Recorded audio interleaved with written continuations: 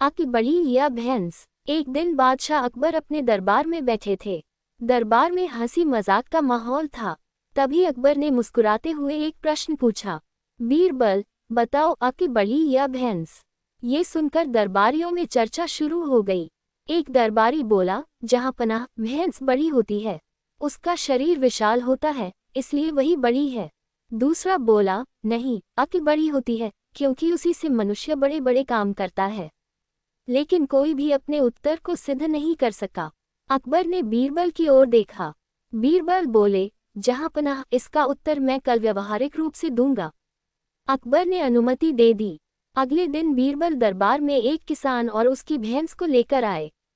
उन्होंने किसान से पूछा, यदि कोई तुम्हें 10 स्वर्ण मुद्राएं दे और बदले में तुम्हारी भैंस मांगे तो क्या दोगे? किसान बोला, नहीं, मेरी भैंस ही मेरी रोजी रोटी है। बीरबल ने मुस्कुराकर कहा, अच्छा, यदि कोई तुम्हें 100 स्वर्ण मुद्राएं दे? किसान कुछ देर सोचने लगा, शायद दे दूं। बीरबल ने पूछा, और यदि कोई तुम्हें 1000 स्वर्ण मुद्राएं दे?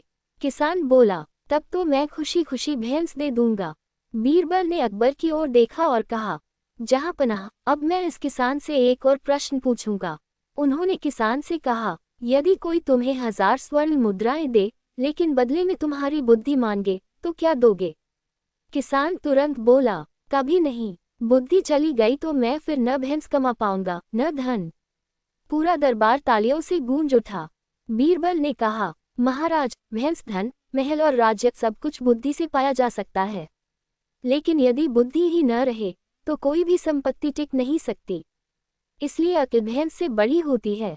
अकबर मुस्कुराए और बोले, बीरबल, तुमने फिर सिद्ध कर दिया कि शक्ति से अधिक मूल्य बुद्धि का होता है।